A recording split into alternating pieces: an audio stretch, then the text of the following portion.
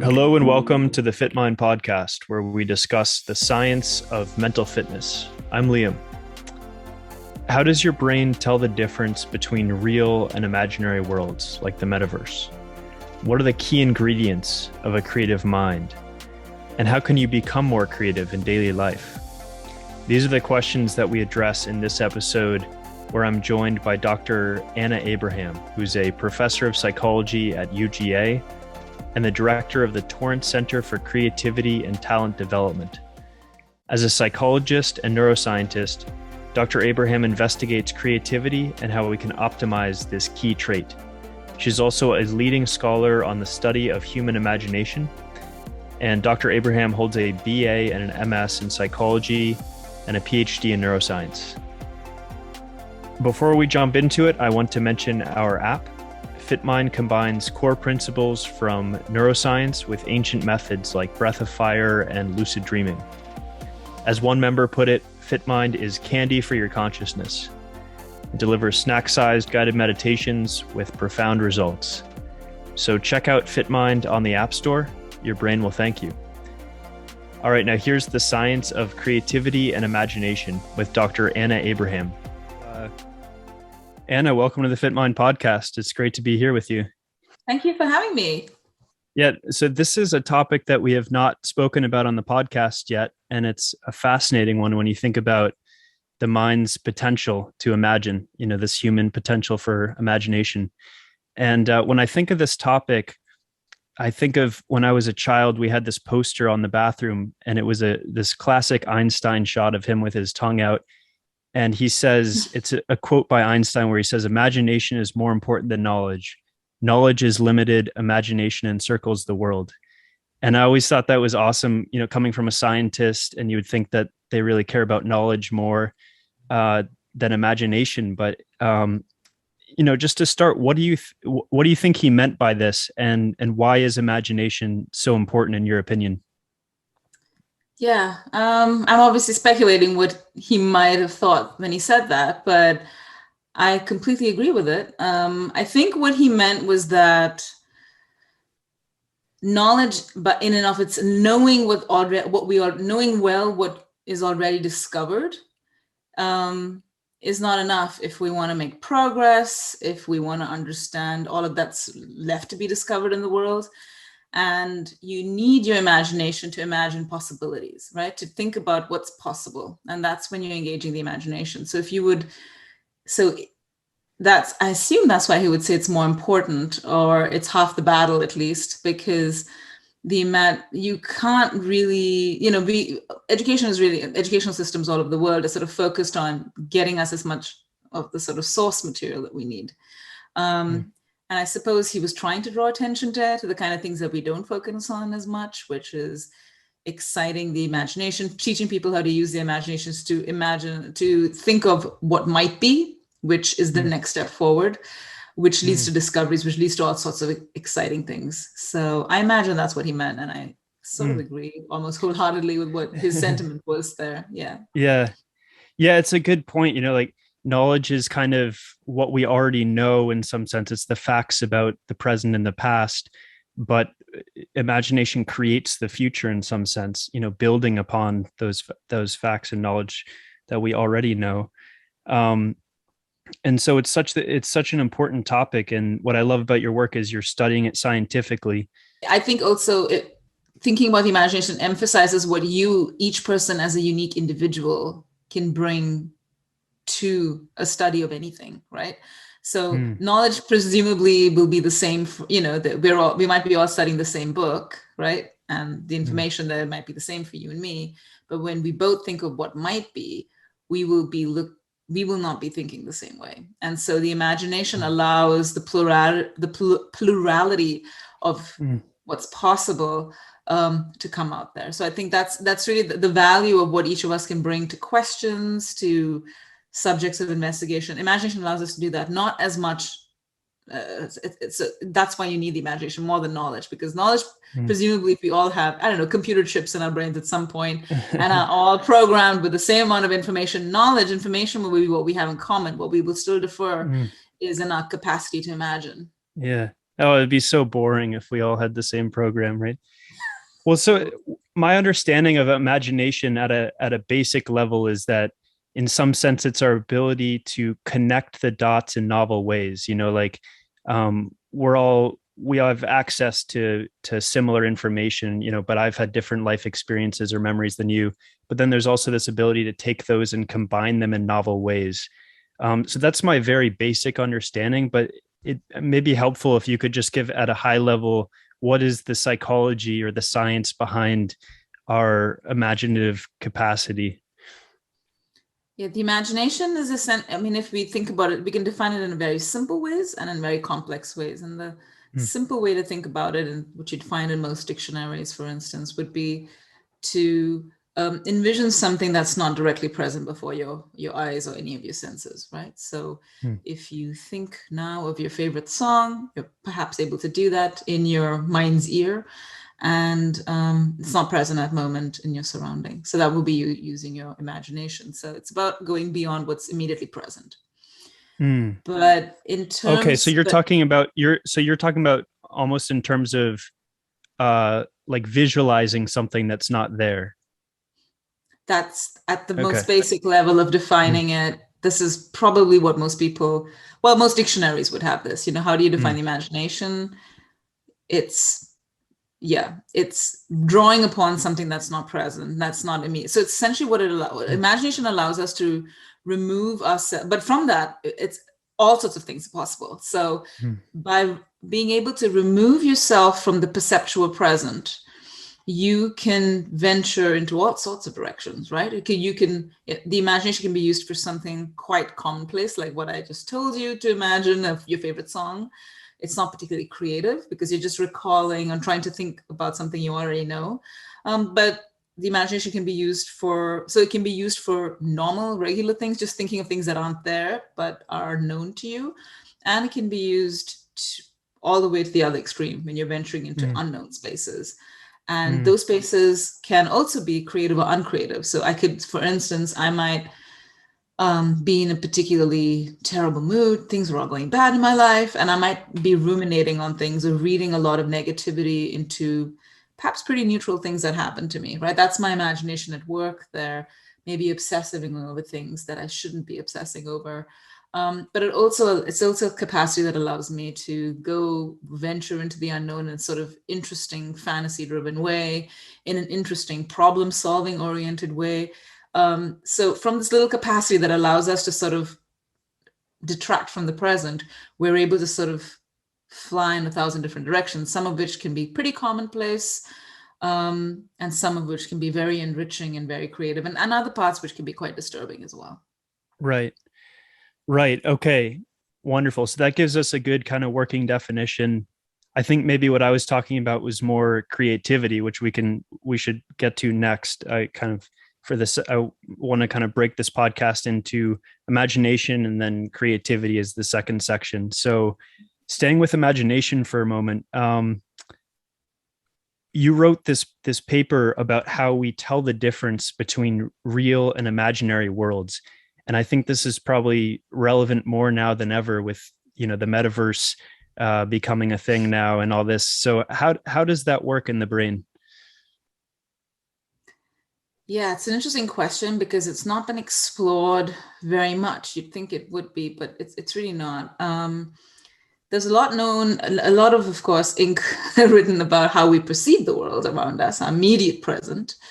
There's much less on the imagination in most parts of it. The things that I usually studied are things that are very close to the present, such as thinking about your favorite song, much, Mm, much less about very hypothetical things. When you think about the reality fiction distinction, the way I got drawn into it was looking at a particular type of fiction. It's a fiction that we're constantly exposed to through novels and films and shows and so on. mm, And what struck me was that human beings have a kind of incredible tendency to we sort of sucked into all these worlds, we in worlds of fiction as diverse as they are. We have no problems getting in, no problems understanding what's going on. We can get completely emotionally immersed in these worlds, whether it's a comedy and you might be laughing, might be a scary movie, might feel extremely fearful, you might cry in an emotional movie, in a sad movie. I find that I'm quite emotional when I watch a lot of, fictional content. And then when whatever the episode is finished, I can sort of just roll back into my normal life. And I've been fascinated by that. So how the hell is this possible, that we can have these deeply meaningful, emotionally engaging experiences and pretty much come away unscathed? Like, I'm not confused about what doesn't come in with me to the new world. And it's kind of a remarkable feat. And how is it that that's possible? So I did a few studies to try and look at the brain basis of how we tell apart the reality fiction distinction. And the studies that I looked at found that, so, we try to look at whether, is it the context that matters, or is it the kind of character or the entity that we're looking at? And it seemed to be the case that how we code for reality fiction distinctions and the kind of paradigms that I used is that we code for fiction as fact. And it's counterintuitive, but we code for fiction as, if I say to you, there is a 10th planet, 5 further planets have just been discovered, let's say, and I'm just making it up, it's a fiction. Or imagine a world where we had not 8, when I grew up it was 9, now it's 8, but imagine there's 20. You can imagine this fictional world with 20 planets, and you just take what I say as good enough to believe in it. That's just taken as fact. Whereas anything in your real world is not taken as fact. It's always taken as relative to something within your own social world, self-based system, right? So if I tell you about anyone who we both know in common, let's say a celebrity or a politician, I say, well, the Prime Minister of Britain did X. Even if you and I'm assuming you've never met him, I've never met him, we may not code for him to be particularly socially relevant to us, perhaps here in the US. However, he's more relevant than a fictional character. And so you code for that person in a manner that sort of activates your self-representations and your self-referential networks. So that was the kind of thing that we found that was kind of fascinating, that fiction is kind of coded as a sort of semantic fact, whereas reality is coded as somehow with relevance to oneself. And then we thought about what it is that makes fiction different from reality. And we thought, okay, actually, most fictional stories are very unusual in that they tend to be sort of limited in the number of details you have about it. For instance, compared to reality, like anything you might know about a real person is potentially unending. You can always find out something new, right? The way you feel about the information can take all sorts of different flavors. It's not just facts about the person or information about the person, but you code for other things, such as whether you find them attractive or not, whether you like them, whether your mother likes them, and so on and so forth. So there's a lot of rich information associated with real individuals, both just the amount and the types of information. And all of this is integrating and engaging different systems in the brain in a very different manner than fiction, which could be, and all of the fictional entities, characters we looked at, it was kind of neutral, like Cinderella and the sort of things that people know but don't particularly care about. But that was very striking to me, and we were able to show that this network is facilitated you can look at the degree of relevancy. Certain brain systems are involved in episodic memory, self-referential processing. They're activated when you're reading anything about real people compared to a fictional scenario, and they're more engaged when you read about people who you actually know, like your family and your friends, compared to a celebrity that you may not have ever met, for instance. So this took me down this rabbit hole of, okay, how do I know? It's coded differently, but there might be cases where, let's say, a fictional realm might become especially significant for you, right? So, we all know great fans of particular works of fiction. So this could be, I don't know, Lord of the Rings. It could be anything, really. And the question is, that takes on a specific relevance. So the relevance factor was not enough for me to explain everything. And so I recently proposed a theory to try and say how we tell apart. So we use the same systems of information processing, let's say, to be able to read reality and fiction. It's not like we're using different parts of the brain. However, we know that it's fiction because of something about specific features about fictional stories. They're always bounded, they're limited, for instance. They're pretty inference light. You're told what to think, you're told what to infer unlike real life where you could constantly having to make predictions about what people are doing. You don't ever know what's going on in another person's head. In fiction, you know exactly what the protagonists are feeling, right? It's curated. So any writer will tell you that they will never give you details that are unnecessary. They're curated in a very specific way to lead you down very specific paths. And so all of these elements there are what make fiction distinct. So that's interesting because we can understand how we can engage very easily in it and out of it. But it also helps one understand why these kinds of distinctions are quite dangerous at the same time, because my system of this reality fiction difference can be co-opted in very systematic ways to make something that's not real seem real, and vice versa.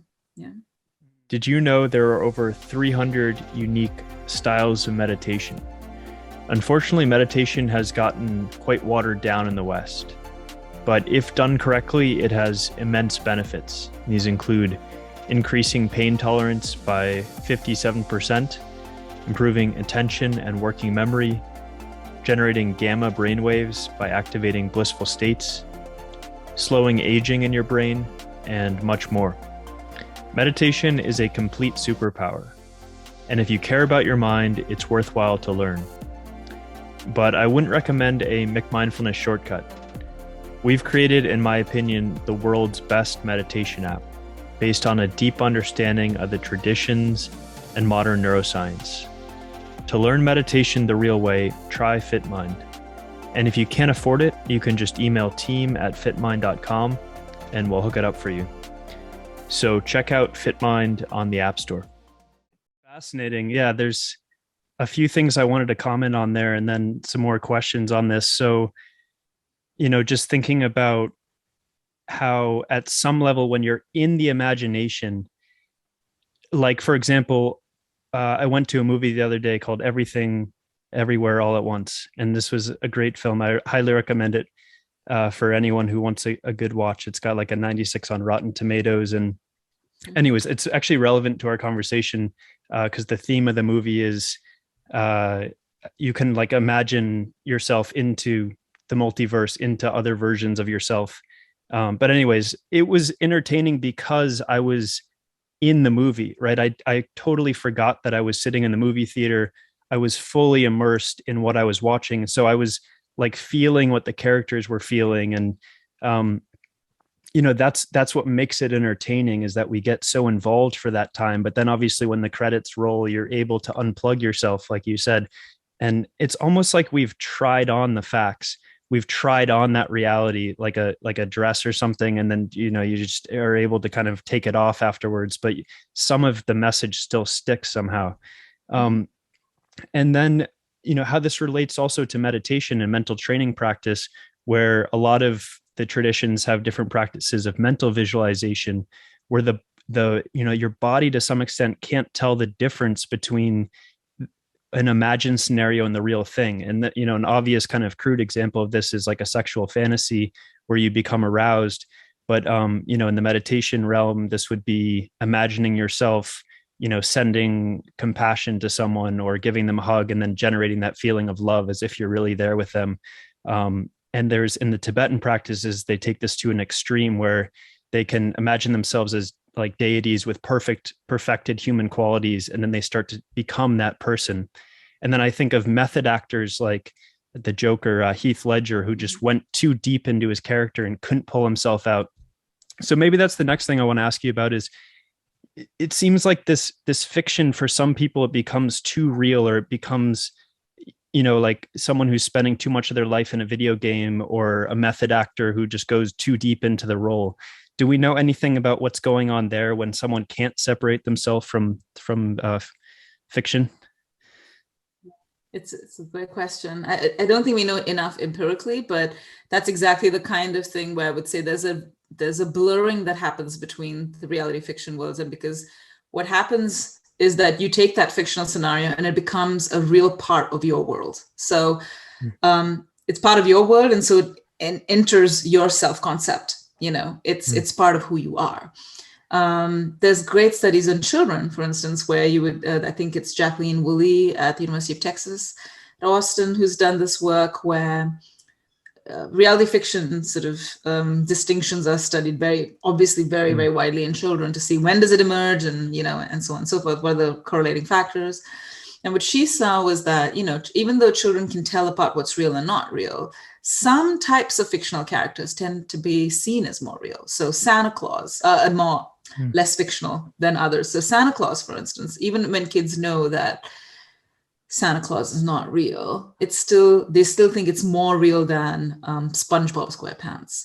And that's because Santa Claus enters our lives once a year. He's part of our narrative. He's part of our real world. He's part of our social space. They shows up on that for the Tooth Fairy and the Easter, like all of these things where the character leaves their world and comes into our real world are coded for very young kids as being more real than other. So more real. Characters. So there's like a spectrum of realness. There is, yeah. And then it has to do really with whether they enter our worlds or not, right? So I can imagine in these very extreme cases like you highlighted, of like method actors, for instance, they do, and there's so many examples of that, right? Whether it's Daniel Day-Lewis or someone like Heath Ledger, where they get so into their characters that they have a sort of dissonance kind of experience. Like they cannot, I think very famously, someone like Daniel Day-Lewis could not perform as Hamlet, right? Like he went on stage and he couldn't do it and he just stopped. It was very early in his career, got so into the role that he started to essentially, well, we would call it hallucinations, but he probably experienced this as extremely real, what he was having there. And those are situations in which the reality fiction distinction can blur in a very purposeful way. And that happens with extreme gaming contexts and stuff. So there's not much work that I know of from the neuroscientific perspective that directly looks at what's happening. But certainly, people have studied like stalkers, things like that, to say, well, there's really sort of the salience of that particular world becomes sort of skewed to have a kind of relevancy that it ordinarily shouldn't have, right? It's just a person acting here, but suddenly for you, this is not that. The person enters your life. You feel like this person needs to know you. You fall in some way in love with the person, whatever it might be. So those, from a behavioral standpoint, it's sort of understood a little better. But people tend to look at that in terms of this sort of psychopathological way, in terms of I'm trying to understand from the person who's going through it. Whereas for me, I'm trying to look at things more like, okay, what does that tell us about this distinction, this very, what we take for granted between our own reality and fictional spaces that we can engage in like that, Yeah. It does open up a rabbit hole that I'm not sure I want to go down just in the limited time we have, of like more the philosophy of like, what is reality? And, are we all living to some extent in our own reality because of our perceptions differing radically from one another, and this kind of thing. But it does bring up a question that a friend wanted me to ask you when I told him I was speaking with you. And that is, memories are so easily planted in people. There's one study, if I'm remembering right, where they were able to convince half of the subjects that they had been in this hot air balloon just by like photoshopping their childhood face into this air balloon and then saying, don't you remember being there? And then, oh yeah, I remember. And they would remember all these details of this event that never took place. So how do we tell the difference between a memory and imagination? And given that memory is so flexible, is there some kind of overlap there? Yeah, this is something that philosophers debate, as they classically would see it. Most philosophers would see it as very separable. In my own view, memory is a type of imagination, especially the kinds of explicit memories that you're talking about. So in my model of human imagination, I divide it up into like 4 types of imagination. And so you think of sort of imagery-based imagination, phenomenological-based imagination, sort of what you might be experiencing when you watch or when you look at a piece of art, for instance. Something that you're experiencing goes beyond the artwork itself, the particular pixels and the particular draw, it goes beyond the physical stimulus for you to read meaning and all sorts of aesthetic properties into it. The third type is the intentionality one. That's where memory is. And so we know from a lot of research that particular types of memory, especially episodic memory of your own past, is much more constructive than just a pure recall. So every time you revisit a memory, your personal memory of something having happened, you change it ever so slightly every single time you recall it, and that's because memory is essentially constructive in nature. These sorts of memories are typically referred to as where, when, what memories. So let's say if I ask you to think of your first day at the monastery, you'll be able to sort of think back to what you were feeling, where you were, what it looked like. So you have a spatial orientation of what's happening there. You have a sense of when it was going on and what's happening, where people were standing, sitting relative to you. You have a sort of egocentric, allocentric sort of perspective taking that's possible. It's a lot of detailed information, but there's a lot of sort of holes in that information. So every time you sort of try to recall it, what you're doing is reconstructing some aspects of it. And this is extremely well studied in the memory literature. Why there's a lot of information. There's a lot of people who study things like false eyewitness testimony. People with the best will in the world can see things that never took place, right? It's an automatic thing. It's not an intentionally bad thing or anything like that. We all know it from our past as well. I have so many vivid memories that I couldn't possibly have of when I'm younger than 2 years old, only because I've heard so many stories about the kinds of things I did for my parents and my family that I've just from hearing, I've used my imagination to sort of recreate it, and now it's a memory. And it's very vivid in my head what happened. But I know for a fact that, as a psychologist, after you learn how memories work, that's probably all false. And we have tons of false memories like that. False is kind of a horrible word to use in that context because it seems to suggest that we make up stuff in the way we do, but it's not in a super intentional way. It's almost unintentional and incidental, the kind of details that can flow in. And this happens quite rapidly. There are great studies that look at that. So for me, this is an act of the imagination, really. This is filling in the holes of what might have been. It's kind of a what if, what might have been, or what was, but you don't have the whole picture. So it can be embellished. It can be informed from other people who were there. You have these scenarios where you might be thinking of, I don't know, your last day in high school, your prom night, and your friends say something and you don't remember that happening. But if you think enough, you could build it, right? And this kind of memory is very different from, learning to swim. Those sorts of implicit memories and procedural memories, learning how to ride a bike, or factual information, like how much does a pint of milk cost, right? So not all memories have this quality. Some factual memories don't have that quality, but any memory that has a sort of evocative quality of, it's not just what happened, but I have a whole context, quite vivid context that I can draw on. Those are susceptible to the imagination being able to go in there and do its magic. It's almost because it's such a core aspect. It's not separate from perception. It's always that your imagination, when we're speaking to each other, our imaginations are active right now, right?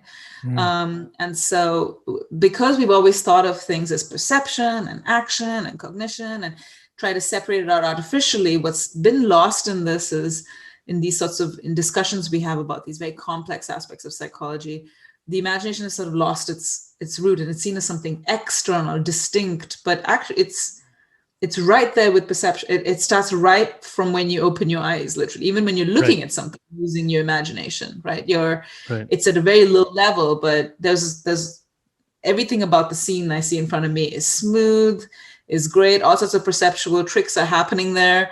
I can't see my blind spot. That's erased over. I see a whole complete screen, right? And all of that at some level is the imagination at play. And philosophers have talked about that forever. So this imaginal aspects of imagination have been, obvious from the start. The memory side is interesting because they've always treated it as quite different from imagination. And neuroscientific work suggests that that's not the case, that these types of memory processes, specific types, episodic types in particular, very much belong in the domain of the imagination. And there's a lot of work to show parallel brain regions involved when you're asked to recall a memory or prospect a memory, like, what do you think you're going to be doing 5 years from now at this time?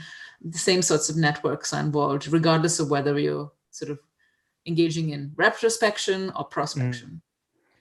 Yeah, fascinating. Yeah, I mean, this is just really further confirmation for me that, the brain is not by any means a camcorder.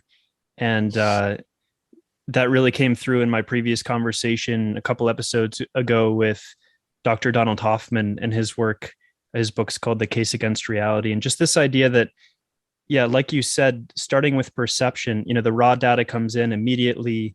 There's the perception layered on top of that. And then there's just these layers of conceptualization.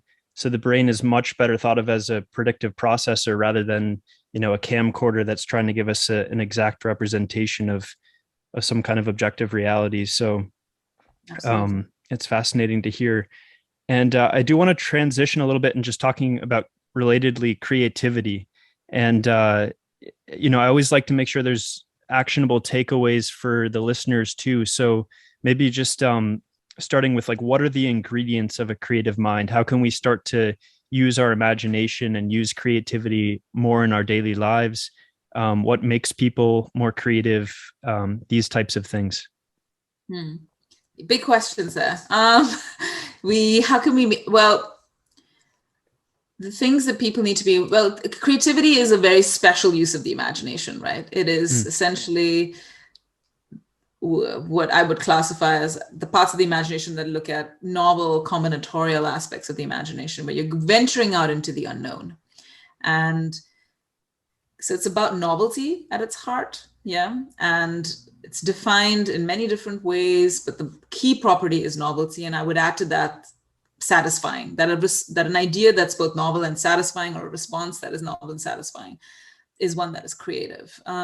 So first, I say that because we can first need to recognize when we're being creative, and a lot of people don't. And we're being creative all the time in very subtle ways, when we use language in our daily problem solving, as the little issues that we might face on an everyday basis. We tackle problems very quickly. We come up with novel solutions all the time, and we just don't pay heed to that. So I would say a novel solution, idea, product that seems to satisfy you some way, works in some way. That's the essence of what creativity is. There are many factors that might aid people to be creative, but I would say when I'm asked to do things like workshops, one of the first things is I ask people to sort of engage in a sort of metacognitive mode. Just think about, examine themselves and the way their minds work, because each of us, they're very, very, very similar in many ways, of course, but we're also quite different in terms of figuring out, some people like to work with music on, some people don't. So simple things like that tell you that there's certain preferences about the way we work. The main factor that seems to be really key to creativity in terms of personality attributes would be openness to new experiences. Of all the attributes that have been studied, this is the one that bombastically comes out as being related to creative thinking. It's also a personality trait, which means that there's a lot of variation in how open people are to new experiences. If it's something to try and channel, it's something that I do, is how do I make myself more open to things that are unknown to me, or how do I get out of a comfort zone that I might be in, to try and think about things in a new way, see things in a new light. And you can do it in a very basic way, which can be sort of little perceptual tricks. You might just use your imagination in specific ways to try and shake things up. You might do it in a behavioral way, try something new. But it's hard if it doesn't come to you naturally. But that's definitely one of the main factors. And creativity, that's one thing I would say, to think about how you can try to be more open to new experiences. Yes. And the one thing I would always say to people is to think about creativity as not something that comes and goes, but to think of it more as you would like your physical fitness. You have to work at it. You have to put in a little time on a regular basis to sort of build your creative muscles. A lot of the time people don't see creativity as that. They think that you either have it or you don't, but there might be little tricks to get by it. But ultimately it's like a meditative practice, or like physical fitness. You have to keep at it to get to better places. And the only, a better place self-discovery, to really discover your own abilities. And that's the great thing about creativity. Just as I imagine with meditative practices or even with physical sort of practices, the more you engage in it, the more you realize how capable you are, or where it takes you. It's really unexpected. It's very fulfilling. And with creative practices, you can actually see the evolution. Let's say you decide to go for some sort of craft or writing, for instance. You can monitor where you are. And I would say people should do it for the sake of doing it. There's a lot of premium we put on in terms of nowadays, especially with social media. Like I have to show something for it. I have to put it on. So I have to show to somebody. Somebody has to like it, or but I would say that's kind of counterproductive, at least to start with. It's best to sort of think of it as, this is my process of self-discovery. Let me apply myself to it, and let me enjoy what I learn, and let me take the time for it. Because again, in an era, we might think that the automatizing of everything has given us more time and space to do whatever we want. But essentially what people have done is to add more work and not take time off for themselves, and to see as the creative activities of something, if they're not a person who engages in the creative arts as part of their profession or something, as something that you do for yourself, to allow yourself that, and to not see it as a waste of time or that it has to be productive in some ways. All these words that we use and that supposed to add value to our lives or whatever, that's kind of very counterproductive to the creative spirit. And so I would say those are the sorts of things to sort of think of it more like physical fitness. Take a little bit, it doesn't have to be too much time out. Anyone who tells you about being creative and the practice, you will always hear them talk about a space, a time, a regularity with what they do, and to not take yourself too seriously when you're doing it, really, to enjoy it. And then it becomes very interesting. That's wonderful. Yeah, I love that this process, as you said, starts with metacognition, the ability to observe one's own mental processes, because I think that's such an underappreciated human ability. And I would argue it's the main skill that's being trained in most meditation practices, is the ability to observe one's own mind in action. And it's cool to hear that that's one of the key ingredients to creativity. I think if you listen to first-person accounts of creative artists, it's striking how metacognitive they are about their process. It's incredible. They've examined themselves. They examined their own minds to such a deep extent that because they want to understand themselves, and they want to understand where this comes from, and from deep within, and how to channel it better, and how to make the best of their potential. So this is certainly one of the key skills there. Yeah, this is pure speculation, but it makes me think of a description of, I think it was Roland Griffiths at Johns Hopkins was talking about psychedelics and giving this analogy of basically skiing fresh tracks. The idea that our mental thought processes can become like skiing the same tracks over and over, and we just get embedded in the same thought loops. And this can be related to depression or anxiety, where it's like the same story playing out. I don't like that person, I don't like that person, I don't like that person, my life sucks, and so we're kind of in this, and we just can't think differently. And then the ability, psychedelics kind of opens us, and it opens the mind, allows us to ski fresh tracks and see the world in a different way, and have new perceptions. And I imagine metacognition possibly serves a similar role, because when we're looking at how the mind works and then seeing that, oh, okay, I've been skiing down these tracks, but that's just a pattern that I'm stuck in. What if I were to ski down these tracks or see the world in this way? I could see some kind of relation there to what he was talking about with psychedelics and what you've been saying about metacognition. Yeah, I think psychedelics probably for the people who have a positive response tends to allow them to shift perspectives, right? And to see the significance of things in a very different light. Suddenly it's you understand that where you belong, like you're a small part of a much bigger world, and all of that. The significance of your role in things. And I see the parallels here with creativity in that when you said going down the same tracks, it reminded me of this idea of the path of least resistance that exists in creative cognition research, which is, it's very hard for human beings to go out of the path of least resistance, because if you give people a task and say, hey, be creative, and say, I want you to make they've tested this in very specific ways, right? I want you to make an object that's a form of transport. And if you tell people you can pick any of these geometric figures from which to make this transport object, if they see a circle, they're going to take it for the wheel. They're going to, even if you tell them to be creative, they're going to they go down the path of least resistance and make it easier for themselves to make something that fits into the category of transport. But if you give them things that don't fit the natural category, they actually go beyond themselves and come up with something super creative very often.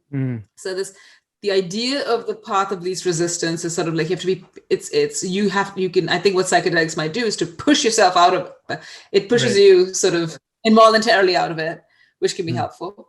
And the metacognitive stuff, it allows you to do that, but it really requires the ability of doing that perspective shift. And that takes training, right? That's why I'm saying that people should really focus on, how does my mind work and why am I thinking this?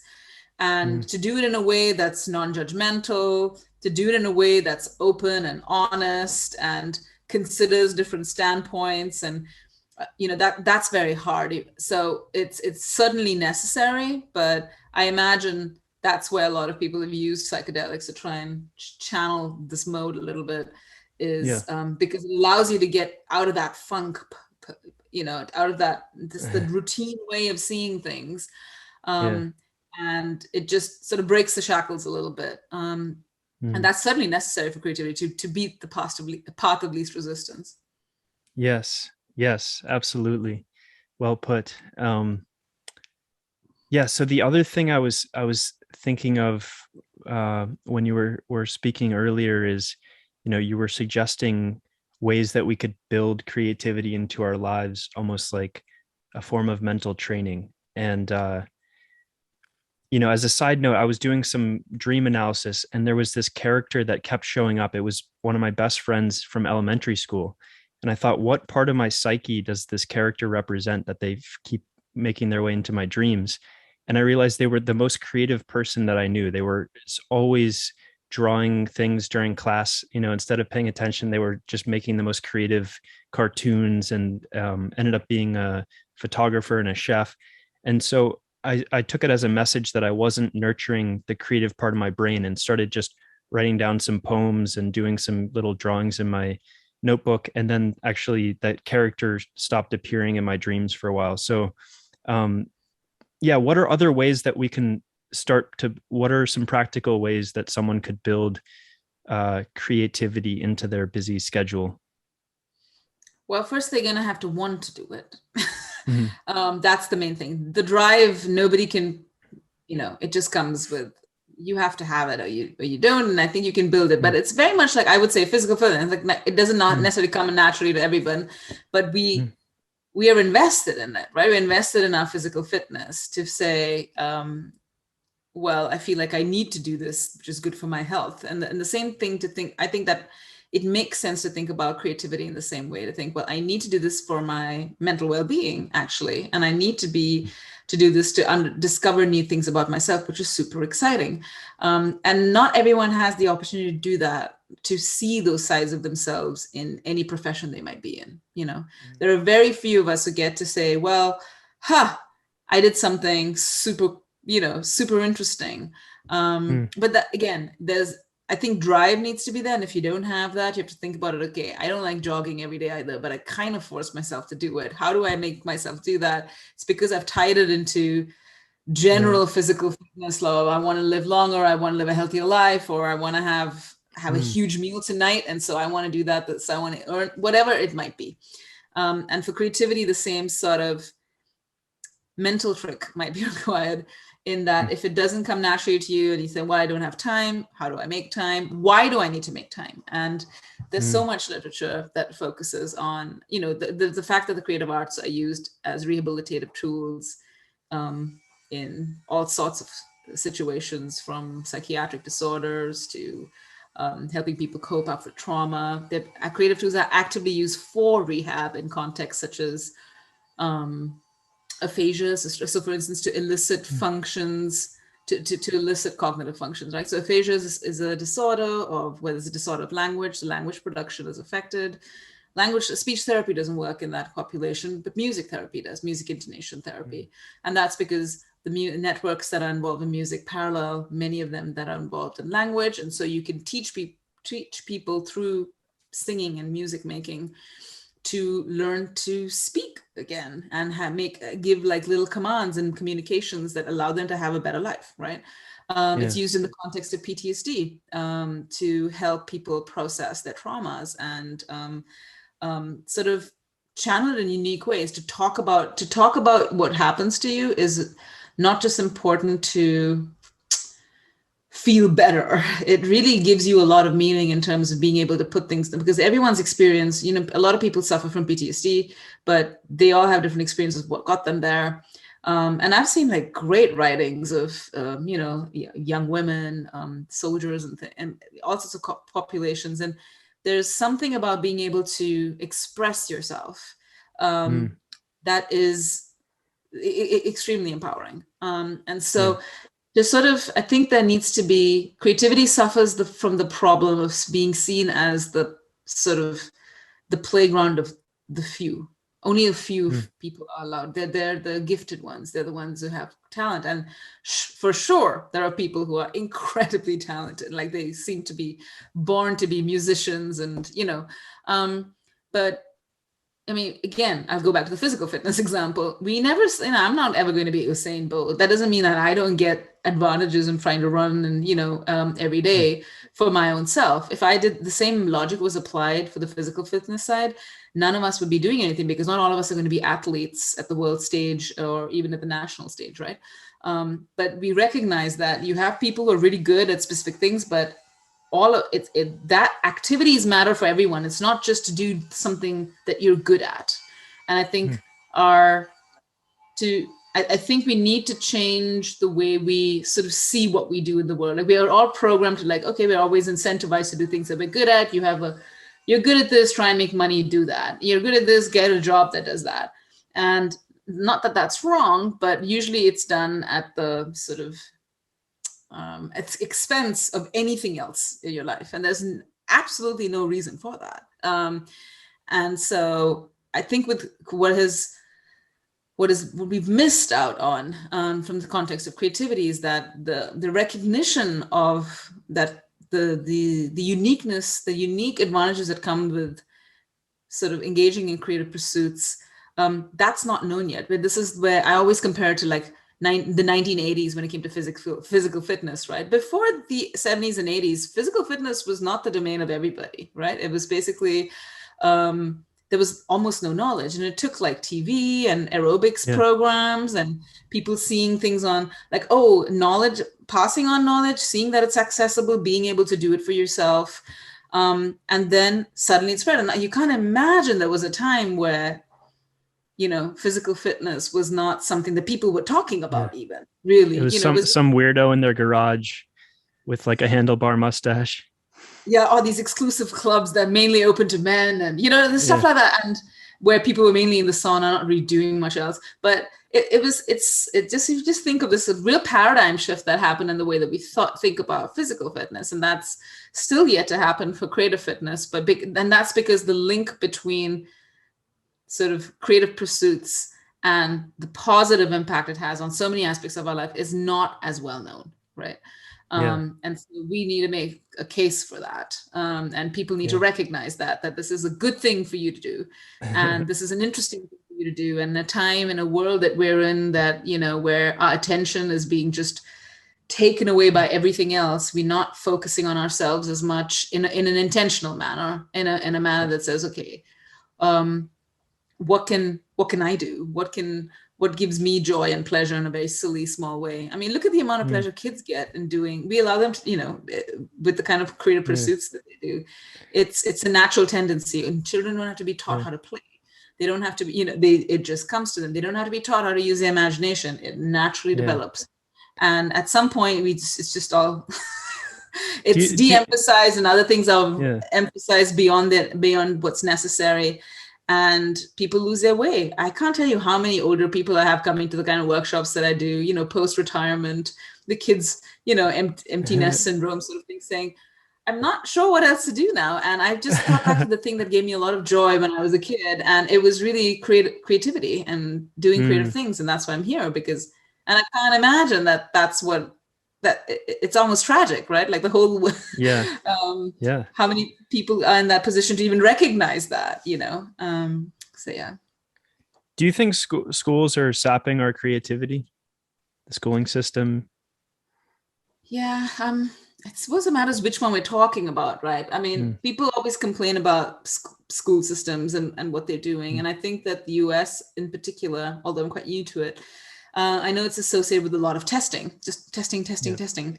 And if I compare it to my childhood, and there are other systems that are definitely better, other systems that are as bad. Testing seems to be, because there's just a lot of onus on making sure kids are improving, getting where they are. It matters so much that they can go to college, it makes perfect sense why some things are being emphasized. It certainly doesn't mean that it's good. I don't know anyone I don't think I've met a single person who's happy when they talk about the education systems they're in, that their children are in, or that they grew up. Like I have yet to meet someone. So apparently it's something that we all think is not great. And it's weird. You would think a problem like that but it's just to overhaul something that has worked in the way that maybe was very successful at some point when the economy of the world, like the world economy, looked different. People, there was the industrial age or something else. We're in a very different age now where there's a lot more outsourcing, a lot of like the jobs that we had to train people up for in very specific, skillful ways. Right. Don't exist anymore or automatized because we all have computers. It's just, if I think about even things like secretaries, and it was a big deal how many words per minute could come out and stuff, and that was the sort of thing you would put on your resume.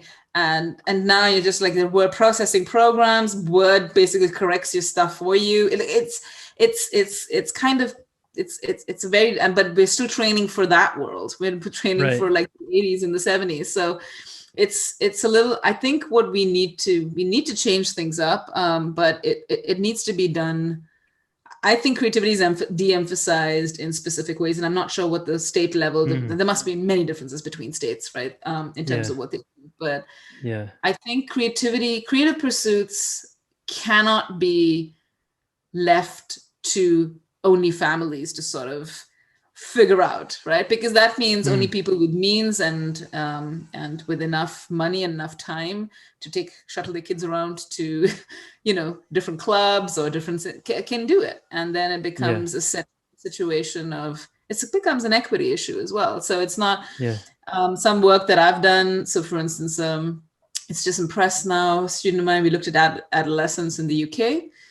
From the age of about 14 to about 18, so young adults, and we follow them up 2 years later. But the first leg is now it's in press, and we looked at what predicts people's creativity, kids' creativity, and we looked at a range of predictors. It could be like individual predictors, like personality, openness to experience, for instance, intellectual factors, and so on. But also we looked at contextual variables. What kind of leisure activities do they do after school? How much creative hobbies, physical pursuits, et cetera, socializing, all of that stuff. And what we found was, for instance, it mattered what metric you were looking at. So the capacity to produce lots and lots of ideas, that is essentially mainly tied to openness to experience, your personality trait of openness to experience. But your capacity to produce a lot of highly original ideas, that is tied to a confluence of factors, not just openness, but also, among other things, your engagement in creative hobbies outside of school. Like arts programs in England have been cut as well. So kids are pursuing arts, outside, and the amount of creative hobbies. And it was the intensity, how often, and how many hours, and so on per week. So that's kind of interesting that your pursuit of creative hobbies basically predicts your capacity to generate creative responses on a problem-solving task, right? And what we found is that 2 years later, and we haven't published this yet, my student is working on this paper. 2 years later, we found that the level of creative hobbies they sort of engaged in 2 years prior continued to predict the ability to generate highly original responses 2 years later. Now that makes a case for sort of like the necessity for creative hobbies that, you may not be able to see the immediate impact, although we were able to show it. It has a long trickle effect as well. Just the ability to engage in just engaging in creative hobbies and the capacity to do that. Mm-hmm. So all of those sorts of things argue for, if we're cutting arts funding from schools, essentially we're leaving it up to parents to do it. Not all parents can afford it, have the time to, and so on. And that is a real problem then, because if you have a factor there that is affecting kids' capacity to be creative on problem-solving tasks, and that is at least partially predicted by their hobbies, then schools shouldn't be cutting arts programs, right? There are also lots of studies showing things like arts-based infused curriculums. So have a great impact on improving academic performance on children with medium or low scholastic aptitude. So regular teaching doesn't work, but if you infuse it with the arts-based curriculums, then they're so much better at science and reading and so on and so forth. So there's there's little pockets of evidence all over the place to argue for how important it is to have the creative arts within in a very intentional manner within the educational system. But I just don't see much value being put in there, because all of the value is being put on, math, STEM, reading, like all the usual sort of subjects that get a lot of attention. But it's interesting that no one's really talking about creativity, when clearly if you're going to have to solve the world's problems, very much like Einstein said, it's not enough to have knowledge, right? It's not enough to just know. You have to be able to engage the imagination, and those skills need to be trained up as well. Yeah, certainly. It seems more and more like, the world's knowledge base is at the tip of our fingers, Wikipedia. So a lot of the dates and stuff, are maybe less relevant to pack our brains full of facts, and machines can more and more do the non-creative work, like you were saying. So I wonder if there is a way that the curriculums could build in, these kind of paperclip creativity task type classes, like this class. I can't remember if it's a paperclip, but I know one of the classic ways that creativity is studied in psychology is like, what's 100 ways you can use a paperclip or something. Just take some mundane object and say, what's a pencil or something. What's 100 ways you could use a pencil? And so some way of building that in, instead of just wanting, so basically encouraging novel answers instead of saying there is only one right answer. Yeah, I mean, I would take a different approach, actually, because I think what we need to train up is, that kind of thinking that's engaged in those tasks can be used in almost any situation, and not use that task in particular, but any kind of task. I mean, it's about trying to hone a specific kind of thinking, which is sort of this what if thinking. What could this be, right? This sort of what people have been referred to as abductive reasoning. And that you can take anything in any class. It could be a math class. It doesn't matter, right? It's like sometimes people have difficulty thinking about, I don't want to incorporate this thing that is completely unrelated. Like, I don't want the paperclip thing when I'm teaching social studies, because what the hell? Okay, fine. But you can still try and get at the kind of thinking that is being, because the importance is not the task. The importance is what the task is pushing your mind to do. And so the kind of cognitive processes, metacognitive strategies that task pushes you to do, you can have any kind of task for that purpose. And I remember a great demonstration once by a colleague in my ex-workplace who's big into meditation and did a lot of studies on the positives of engaging a meditative mindset. And he was talking about, he just put a spot on the blackboard. I always do this with my students after that. Just put a spot on the blackboard, and he said, "So what's that?" And everyone's like, "Well, it's a spot." And it's a circle. And he said, and what else? And what else could it be? And what else? Wow. And of course, we just went to, it's a hole, it's a tunnel, and suddenly, it's like a minimalist Rorschach test or something. Absolutely. And essentially that's all you want to try and engage is think in ways that go beyond the surface.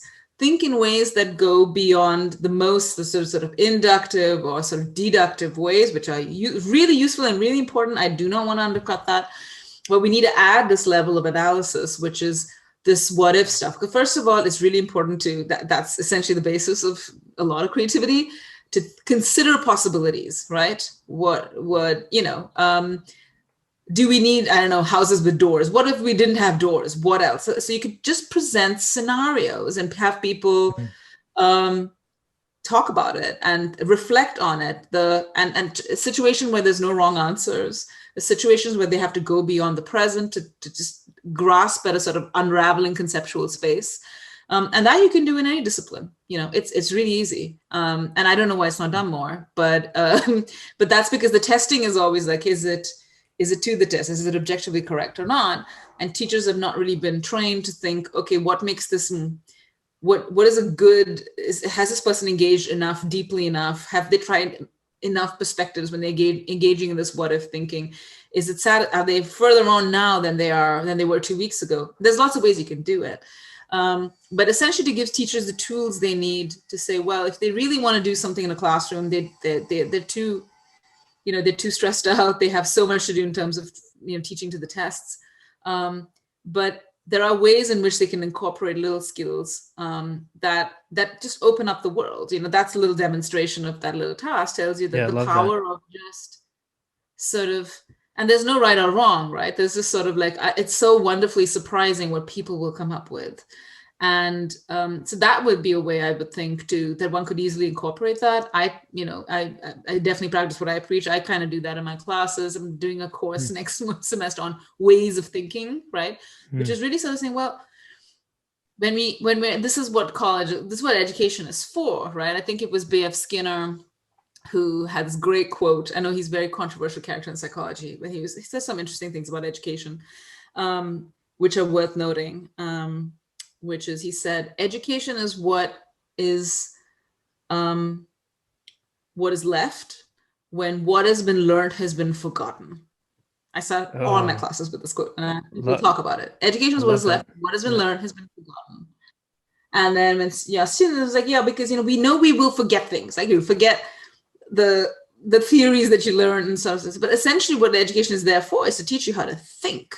Yeah, I agree. Such a key topic. It's music to my ears what you're saying. And so listen, the way that I typically end is with just some rapid fire questions. These are just kind of quick one-offs. And so the first one is, what's something creative you like to do? I like writing poetry. Nice. What's a fact about yourself that most people wouldn't expect? A lot of surprising things about myself. Maybe I should say there are tales from when I was young that I was once possessed by a spirit. Tales from family members? Family members, yes, that I was once, and had to get someone to perform a kind of exorcism. But that's wild. They didn't have to because the spirit left before the exorcism started. Yeah. Okay. I don't know if they're still pulling my leg, but it could be an elaborate joke, but yeah. Well, I would have put it past my family. Yeah. Either a wonderful imagination or something real, but either way, that's a very interesting fact. Who would you most like to have dinner with, living or dead? Dinner would have to be Anthony Bourdain then. Yes, dinner with Anthony Bourdain, because he's just excellent. He's a foodie. He knows all about foods. Very interesting man to listen to. His deeply reflective, deeply engaging, deeply funny, very open-minded, a true creative spirit. That would have been. Yep. That would be. Yeah. Certified badass. Yep, for sure. That's a good answer. So, all right, this is the last question that I usually ask everyone. So you have a 15-second message for the world, like some kind of takeaway from the episode. you would want people to take away into their lives? I would say recognize your creative potential for what it is, work to discovering yourself, and you will only be rewarded in the process of self-discovery. Beautiful. And then where can folks find your work and connect with you or learn more about what you're working on? Right. Well, they can always find my work via my website, which is www.anna-abraham.com. If they're interested in creativity, my work on creativity, there's the book I have out from 2018 is The Neuroscience of Creativity. I'm currently working on one on the myths and truths of the creative mind, which hopefully will be done this year and out next year. And I've published the Cambridge Handbook of the Imagination. Anyone who's interested in all the perspectives there are, sort of multidisciplinary perspectives, can get that handbook, which was out in 2020. But essentially, most of my work is fully accessible via my website. And if there's something that they can't access, they can just email me at annabr@gmail.com. Awesome. Well, this has been a lot of fun exploring these topics with you. Thanks for coming on the podcast. Thank you, Liam. It's been super fun, and it's a great way to end the day for me. So thank you for this. Thank you for this opportunity.